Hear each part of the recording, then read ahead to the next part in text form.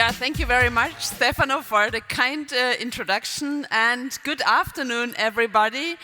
It's really good to be here back at TOA, and my question to you is, do you want to join me for a trip? Don't worry. It's not about peculiar mushrooms or any mind-blowing other things. It's really about taking you on a train ride together with me and show you and show us what Deutsche Bahn is already doing with AI.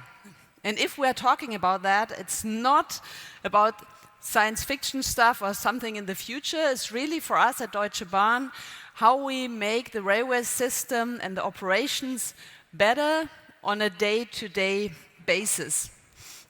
So how do we do that? AI is for us a real booster. And we do it for two big areas. The most important thing is always people. So it's for our customers and for our employees. And that is important to me as well, especially if we're here at a tech conference. So we don't do AI for the sake of AI, we do it for our customers. And the most important question when you're taking a train ride with Deutsche Bahn, you ask, is the train on time? And therefore, we developed a tool based on AI, which helps the dispatcher in a real-time scenario to say, okay, how can we change the sequence of trains to create and improve overall punctuality? Because you can imagine we have 50,000 train rides per day, and sometimes if you have to organize it all and the trains run with different speeds, it's quite difficult to decide which train runs first. And so we do it already in the big metropolitan areas. So we do it in Stuttgart, in Munich, in Frankfurt. Berlin is now to come quite soon, and Hamburg is waiting in line, but will be live this year as well. And the nice thing is that with the help of AI, we already save 1,500 hours of delay, which is good. Customers like it, but what is even better, we want to, every kilometer on rail is active climate protection. And so we need more and more customers in the railway system. And if we ride on time, we create capacity, not by building additional tracks, but because we can put more trains on the same infrastructure. And that is why it's so important to really work on punctuality. That is one thing. The other thing, and the most important question to you probably is, will I catch my connecting train? Same thing here. We are working with AI. And just to give you a glimpse of what we are doing there, we base it on historic data for sure, but also we take 400 million data points per day into account to create for you 135 million prognosis and forecast if you catch the train or not. So, and now you can ask, that is good that Deutsche Bahn does it, but Daniela, sometimes it doesn't work for me. So what is the reason why, if AI improves the system so much? Answer is, if there are ad hoc interruptions, so switch is not working, all of a sudden, then AI cannot help. And that is the truth as well. We have to work with it and deal with it, but at that very moment, the only thing that we can tell you is you will not catch your connecting train. But even more so, I said we're working using AI to improve the life for our customers, but also for our employees.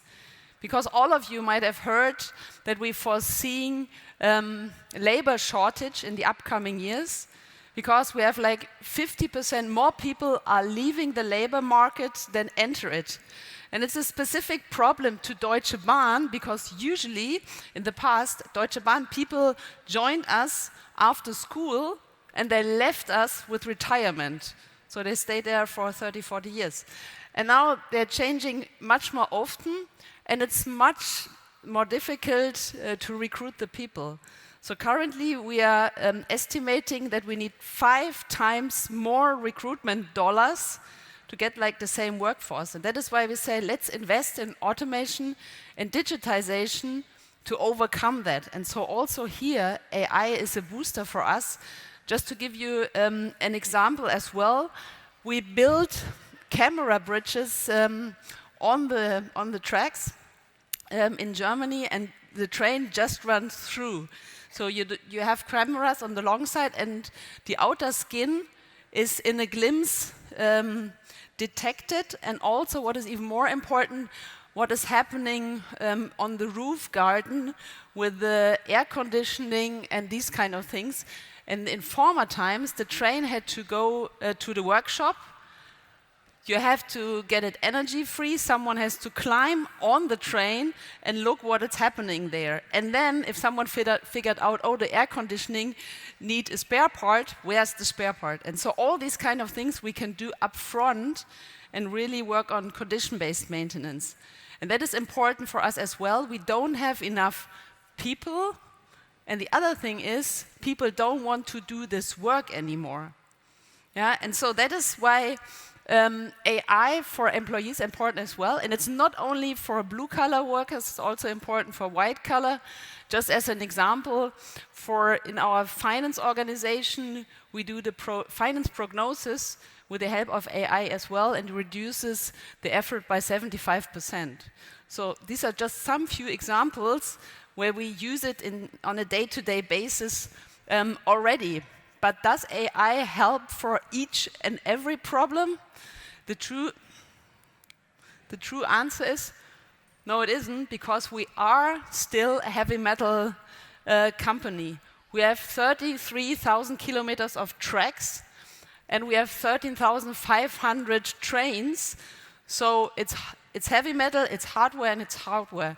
And AI might not help doing this, especially if we talk about signal boxes, for example. It's how to change switches, to go left or right. The problem is there, we have 2,600 of those, but 1/4 of it is still manually done.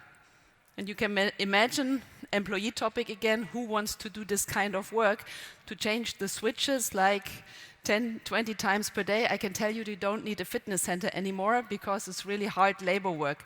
So that is something where we need to improve. Question is, can AI help there as well? And the nice thing, if you're an engineer, if physics and hardware and software come together, then it's really where the beauty kicks in. And if we talk about predictive maintenance, currently we are building digital twins for the components of the train, but also for the train as such. The same goes for infrastructure, and I can tell you I'm still dreaming of a real-time schedule for the customers, and that is based on physical data as well. So that is the next step where we'll work on. And you can say, hey, these are all good messages and news with regard to AI, but I want to mention this as well, because it's for us a very important topic. Is AI trustworthy as such, and what can we do about that? And therefore, in my organization, we built a team to really be very cautious where we use AI and what kind of recommendations or improvements do we foresee there. As long as we talk about image recognition of components is probably not that crucial. But if we talk about which employees do we want to recruit and which not, or for whom the soap dispenser is working or not because of the skin color, these are important topics where we want to have a fair and trustworthy AI system. And so that is my wish to the round here. So, and I can imagine that many of you are working close to AI or in AI startups. It's really important to play an active role here and not to say, okay, we have to work on regulation and these kind of things. We have to play an active part in this game because AI is here to stay. I think I will tell you no news here, but if you take the numbers 250, 107, these are the investments that the US, China, and Germany in billion euros currently investing in AI. And if we continue to do like that, you can imagine who is running the game. And that is my biggest fear, and that is why I would ask you, and that is sometimes let's team up and see what we can do, that we in Germany and Europe don't leave the head of the pack, because I think it's quite important for us here, for the customers, for the employees, but also for the whole society. Good news is, if we do that, we hope with AI, now I'm coming back like to the super drug, satisfaction is kind of guaranteed. So for our employees, because we can offer more attractive places to work, because we talked about the modern railway system, but also for our customers. Because the target is that it's not only to say we want to be punctual, but we also want to be as good that our customers say it's great to run with Deutsche Bahn. It's the most sustainable mode of transportation, but I like it because I can rely on it, and so I will tell all my neighbors, friends, and family to join Deutsche Bahn and take the ride with them as well, because that is what we need for climate protection. And therefore, and as we're here on a tech conference, this last slide should be always there. And so it's not like we are hiring, by the way, but even more important to me, talk with us, walk with us, because we want to push forward climate protection. And I'm a strong believer that when we join forces and have the best brains here together, and you know, I talked about real-time scheduling and the whole digitized railway system. So my invitation to you is, let's join forces for climate protection powered by AI. Thank you.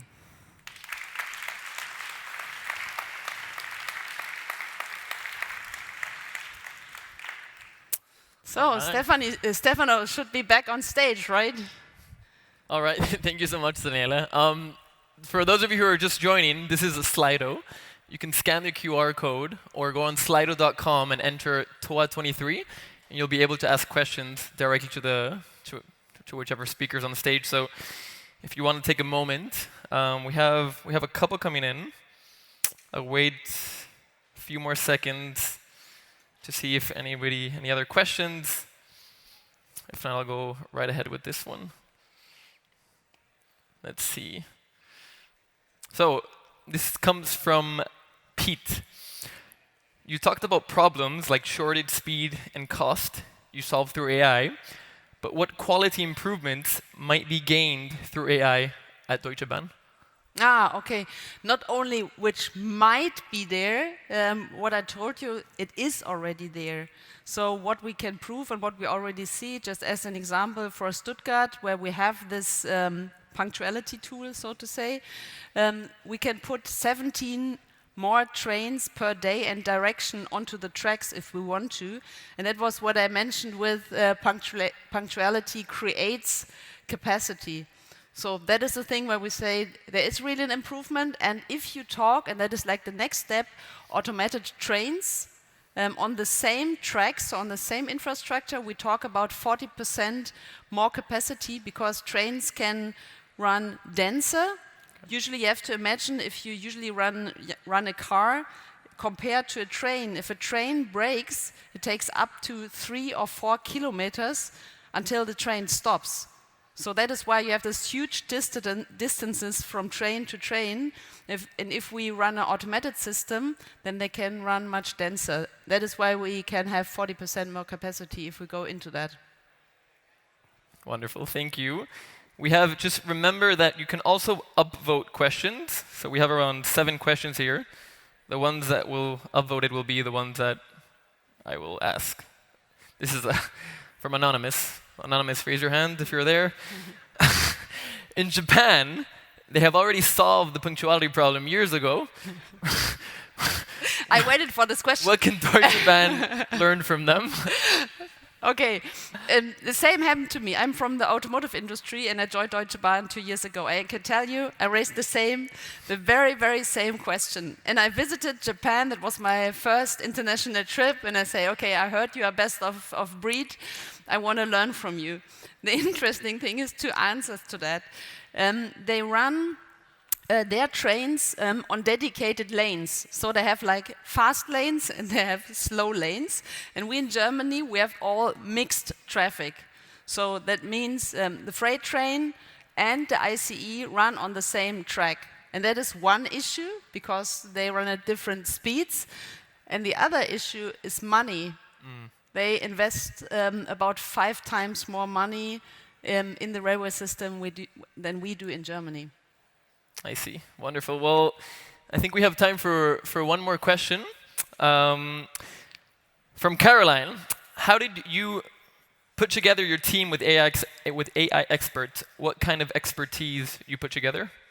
Very good question, especially with regard to trustworthy AI, because there we are working on not to create biases, and sometimes these might be unconscious biases created by the developers. So really work on diverse teams, so that we have like different skin colors, but different nationalities, different cultural and also different backgrounds from the education point of view. So not all computer scientists.